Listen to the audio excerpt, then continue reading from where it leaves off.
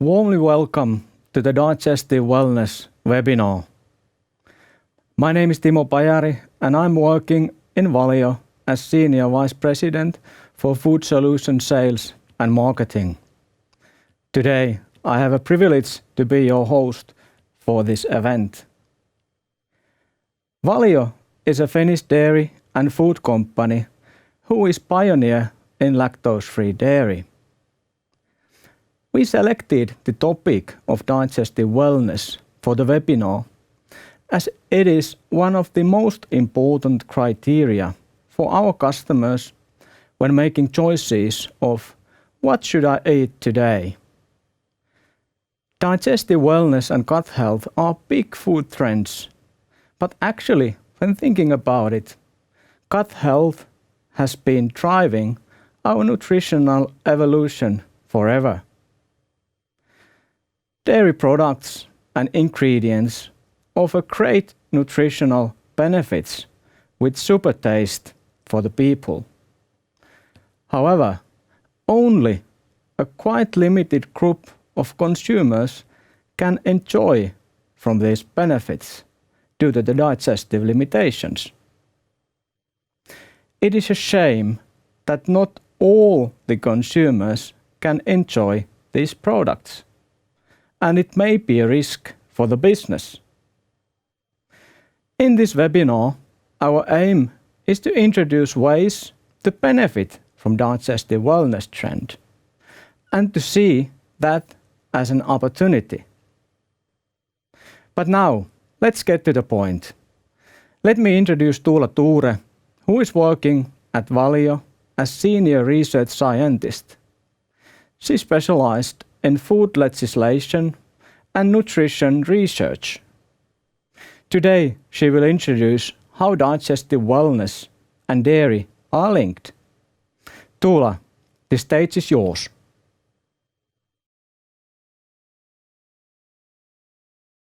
Hello everybody, my name is Tuula Tuure and in my presentation I will go through quite basic aspects about lactose intolerance. But first, I would like to briefly discuss digestive wellness more broadly and how it has become such a popular topic. Here are some results of an American study, Food Insight, but we do see similar trends in Europe as well. In this study, when consumers were asked whether they consider health aspects when they make food choices, it was important for over 3/4 of the repliers, as seen in the left-hand side picture. And among the benefits that interested the consumers, digestive health was the third. A lot of material is available for consumers in the area of gut health, such as test kits to analyze the composition of your personal gut microbes or for the analysis of your genetic predisposal for lactose intolerance. There are podcasts, articles on scientific findings, and a number of books have been published recently. People also actively search for information in this area, which is well demonstrated in increased Google searches within the last 10 years. One trend of digestive health is to avoid compounds and foods that cause discomfort, the free from trend. However, one cornerstone of a healthy diet is variety. Recommended food pyramids and pagodas include a variety of foods, and inclusion of all these food groups guarantee the intake of all necessary nutrients. So if we leave out a whole food group from our diet, it may lead to insufficient intake of some nutrients. One study example show this well. When bone fracture incidence was compared in lactose intolerant and tolerant subjects, it was about double in the intolerant group. In these lactose intolerant subjects, calcium intake was less than half compared with the tolerant group. And this is what often happens in lactose intolerance. Milk and milk products are simply left out and not replaced with anything that would bring the valuable nutrients of dairy in the diet.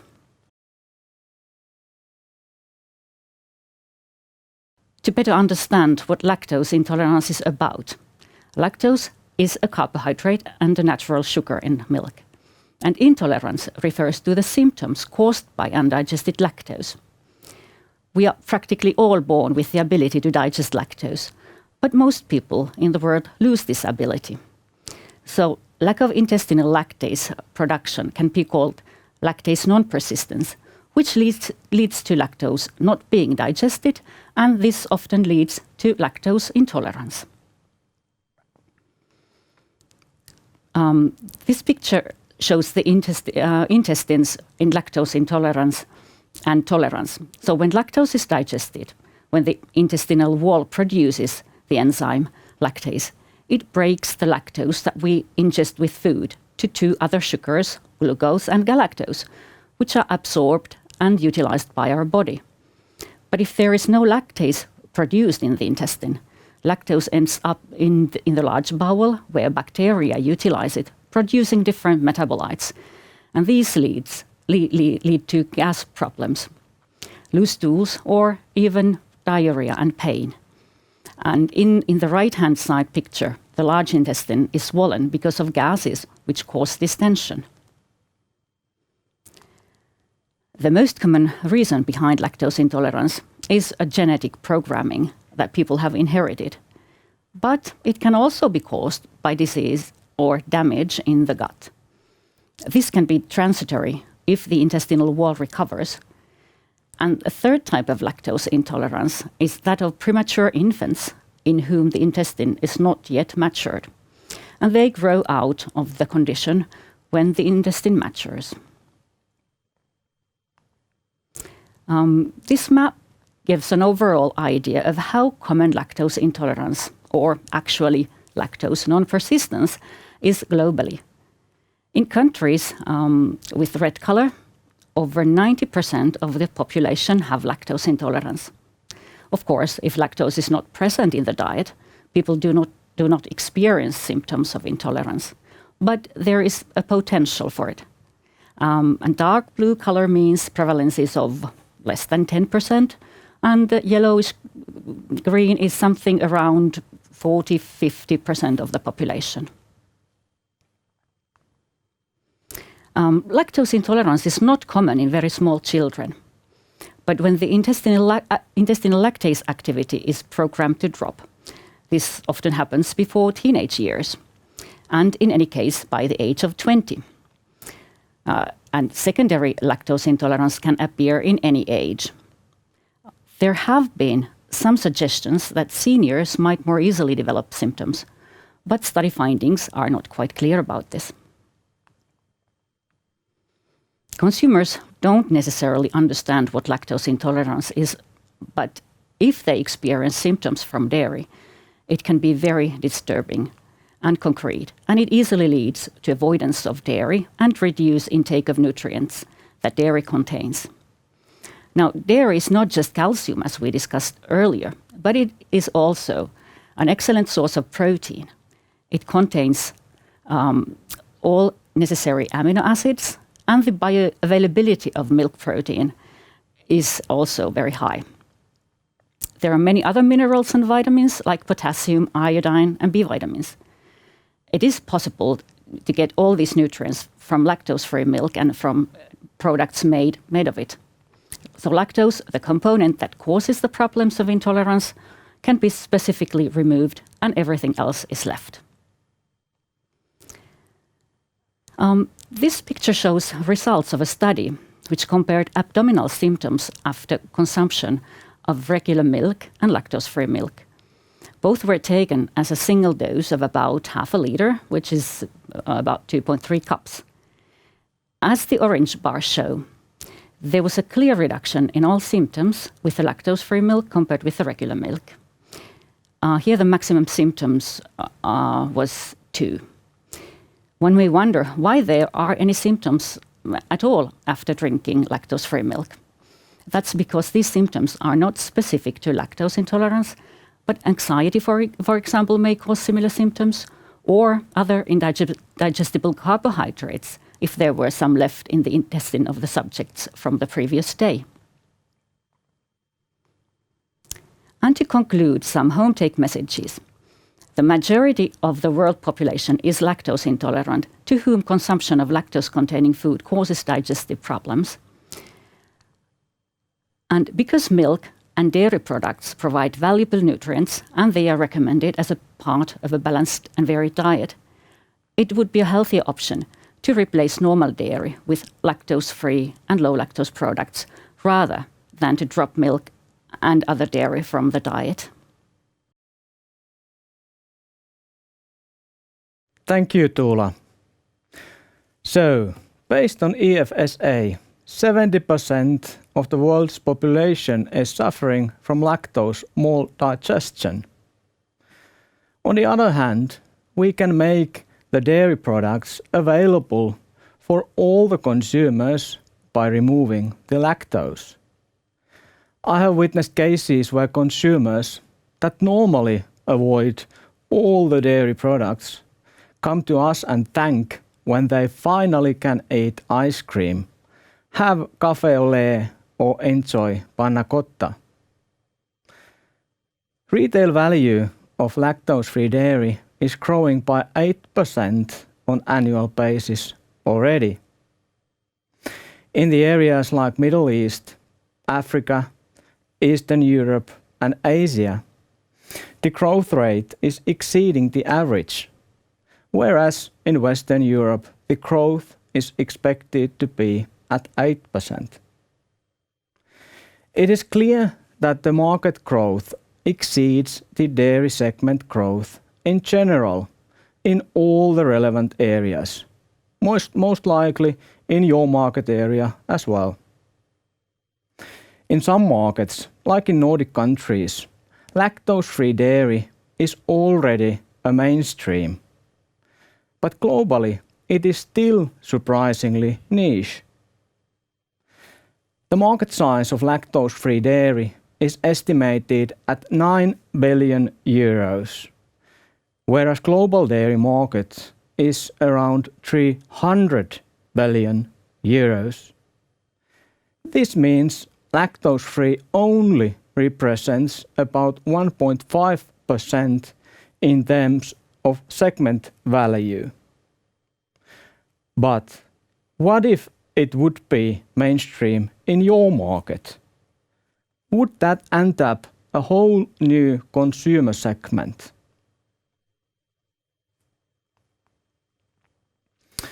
The role of dairy products for the nutrition is changing when we get older. I often say that the nutrition is mostly critical when we are young or old. For the infant and kids nutrition, the role of dairy is well recognized already. For example, just lately we heard Mr. Zhang Wenhong, who works as a director of infectious diseases department in Huashan Hospital in Shanghai and is one of the key opinion leaders in China, saying that young people should drink milk every morning to build a good resistance. From the nutritional point of view, dairy is an excellent fit also for the senior adults. Proteins for the muscle health and calcium for the bones with a great taste. But what about the digestive wellness part? We just heard from Tuula that the sensitivity for the lactose maldigestion increases with the age. How to cope with that? For the seniors, it's almost mandatory to offer all the goodness of milk without lactose. Today, we do see that milk consumption is decreasing when we are aging. The graph on the left is from US and already a few years old, but it helps to confirm what we do observe in real life as a consumers. We also acknowledge that lactase activity is reducing when we get older. Actually, there was a study made in Switzerland and published in Journal of Dairy Science indicating the same. People do reduce dairy consumption due to the dairy intolerances. We get older. It's expected that by 2050 there will be 2 billion over 60-year-old among us. And the share is the highest in the traditional dairy areas like Europe and US. If we combine that estimate to the digestive wellness trend, we could expect some headwind for the dairy companies. We, however, see that the headwind can turn into a tailwind. And the solution is to make dairy product lactose-free. So, lactose-free category has been well associated with digestive wellness in Sweden. This is also the case in many other markets. From commercial point of view, this digestive wellness is seen as added value, premiumization. Here are just few examples what we see in lactose-free milk retail pricing versus standard liquid milk. These examples are just some picks from international online stores. So obviously for dairy company, this offers great possibility for profitability improvement when consumers associate the products with digestive benefits. One common myth related to lactose-free products is that they taste sweeter than normal milk. By the way, if this is the case with you and your customers, then there is indeed a great potential for your company. It is true that lactose-free products are done traditionally by simple hydrolysis of lactose into other sugars. This indeed leads to a sweet-tasting milk, and sugars tend to brown, leading to brownish products. The difference to traditional, delicious, white, tasty, high-quality dairy products can be big. It is not a surprise that if the products are not tasting good and fresh, normal, they are not selling well. As they are different, they are often seen as product only for special group of people. The market remains limited. Our view is that building a product portfolio starts with good, fresh-tasting liquid milk drink. When consumers have accepted this, the build of full portfolio can begin. The point of this slide is to illustrate the journey we've done around lactose-free range. Currently, lactose-free dairy products represent more than 40% of our dairy sales in Finland. I personally do remember well the time when low lactose tasted strange, and it was only for few. Now it is really for everyone. On top of the new product development, we have spent quite a lot of efforts on education, engagement, and empowerment of the consumers.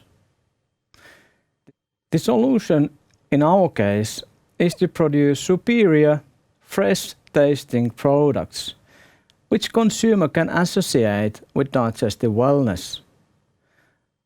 Products taste and look similar to normal dairy, enabling consumers to switch to those products easily, sometimes without even realizing that something has changed. I have here with me a couple of products which have been successful in the local market lately. The first is the protein pudding, utilizing the health trend and combining this with digestive wellness. Product is mainly for young adults, which normally already start to reduce the consumption of dairy products. These products are indeed lactose-free, but this is not actually the unique selling point. It is not even very visibly stated that these are lactose-free. The only visible indicator is our ELA logo, which is a promise for consumer of digestive wellness. Another example is a latte coffee drink. It is not notably recognized as a lactose-free drink, but anyway made comfortable to the use for adults and seniors. ELA logo is there to give guarantee for the comfort and taste. Lactose-free is suitable for all the consumers, unlike traditional dairy. You can highlight that it is lactose-free, but you can decide also not to, and build your story on digestive wellness, which is the language consumers understand and appreciate.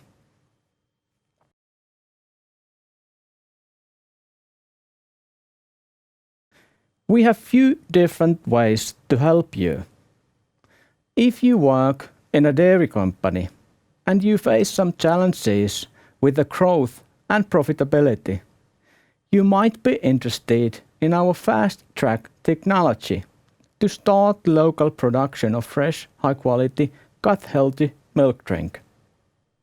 This is often the first step, and liquid milk works as an anchor product to link dairy to digestive wellness. I explain quickly how fast-track works. In fast-track technology, our customers use local milk and turn that lactose-free with hydrolysis. To avoid extra sweetness and balance the taste, part of the proteins and milk minerals are returned into a milk as a powder. The final product is good, fresh-tasting, superior milk drink with digestive benefits. The beauty with this is that you don't need any big investments, and the process is simple. Actually, in most of the cases, you do not need any capex to start the production. For the producer, there is no or very little risk to start this. Our experts even come and help you to start the production. We call it fast track as normally it takes only some months from go decision to the product launch. It is really fast. What we also have been doing with our customers in marketing cooperation. Some of our customers are using ELA logo to guarantee digestive wellness for their consumers, like we do for ours. From the commercial point of view, we did already see some examples for the higher pricing potential, which normally makes business case interesting. As there is basically no investments associated with fast track solution, the impact for the profitability is quite straightforward. We normally do the calculation for the profitability gain with our customers. If your company does not have liquid milk processing capabilities, an easy way to build new product is to start with lactose-free milk powders. We do have quite good selection of low and zero lactose milk powders. Those can be used in product formulations like normal milk powders. We can also support you in product development and regulatory consultancy. It is worth to notice that lactose-free regulation may differ from one country to another. Our lactose-free milk powders offer easy tool turning, for example, your milk drink, cold brew coffee or ice cream suitable for every consumer. Obviously, opportunities are not limited to those products only. Please be in contact with us for the formulation support with lactose-free milk powders. Finally, I want to conclude that if lactose-free dairy is not yet mainstream in your market, it is the time to act now. If there is already awareness about the link between lactose and digestive wellness in your market, then part of the job is already done. Key to success is at the same time simple but challenging. To make good, healthy and tasty food and beverages that consumers want and can enjoy. We have now come to the end of our webinar. I hope you enjoyed the time with us. And I hope this webinar gave some thoughts for you for the business development. Next step for you is to contact our team.